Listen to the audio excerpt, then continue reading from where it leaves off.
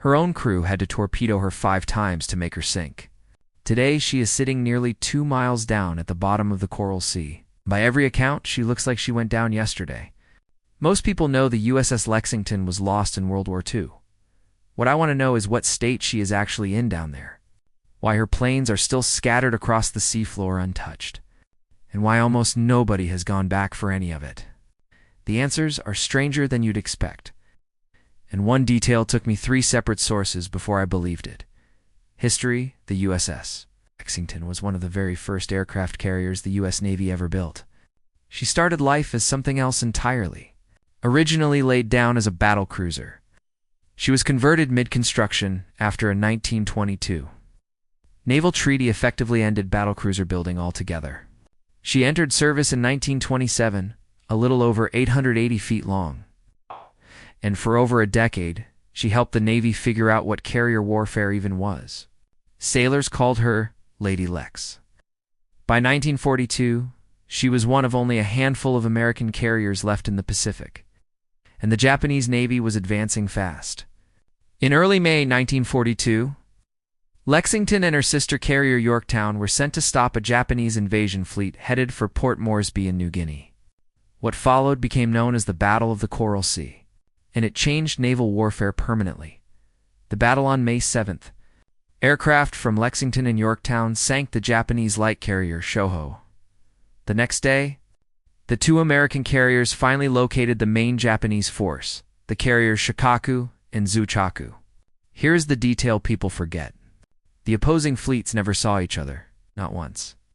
Every attack was launched and received entirely by aircraft over the horizon, out of visual range. It was the first battle in naval history fought this way, carrier versus carrier.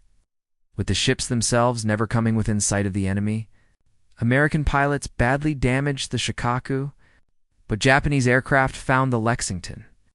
Bombs and torpedoes tore into her hull. For a while, it looked like her damage control teams had it handled. Then disaster hit from somewhere nobody expected. Vapors from a ruptured aviation fuel line, deep inside the ship, ignited. The explosion set off a chain of fires nobody could contain. With the ship burning uncontrollably, the order came to abandon ship. Nearby destroyers pulled 2,770 men from the water, along with the captain and his dog. Around 216 of her crew did not make it. With Lexington still afloat but unsalvageable and the Japanese fleet nearby, the American destroyer USS Phelps was ordered to finish her off. It took 5 torpedoes. She finally slipped beneath the surface on the evening of May 8, 1942.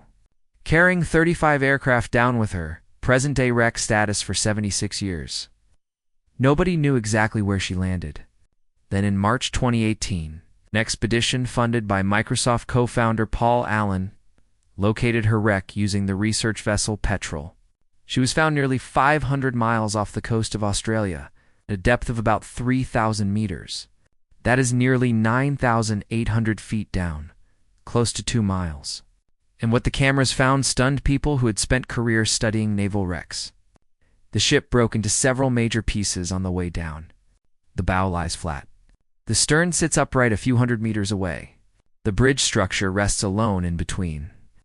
But the state of preservation is what nobody expected. Her 5-inch anti-aircraft guns are still standing in their mounts, trained outward as if still crewed. Her nameplate is still legible on the hull. And scattered across the debris field, researchers found nearly a dozen of her aircraft. Wildcats, Dauntlesses, and Devastators, largely intact after 76 years on the ocean floor.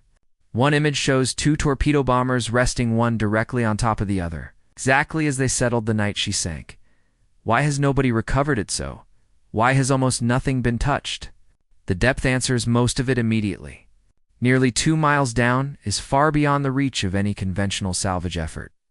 Reaching the Lexington at all required a purpose-built research vessel with remotely operated vehicles rated for extreme depth.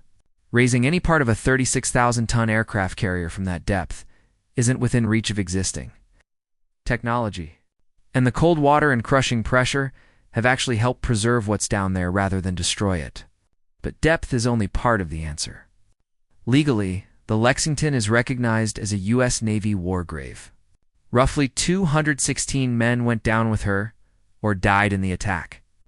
And under long-standing Navy policy, sunken naval vessels remain the property of the U.S. government and are treated as protected grave sites. Paul Allen's own expedition team followed a strict rule on every wreck they found. Look, document, leave everything exactly where it lies. Nothing was removed from the Lexington site. That is not just tradition.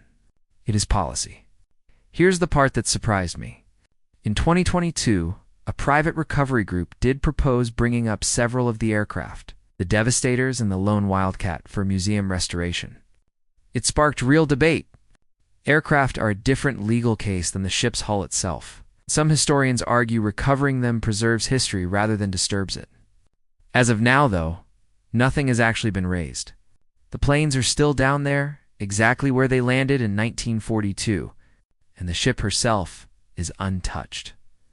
Conclusion: so that is where the Lexington rests. Nearly 2 miles down in the Coral Sea, broken into 3 pieces. Guns still standing, nameplate still readable. Her aircraft scattered around her like she just went down. She survived being scuttled by her own Navy in 76 years of silence, only to be found looking almost exactly the way she sank. If you enjoyed this one and want to see more ships like her, let me know in the comments, and I will keep finding them.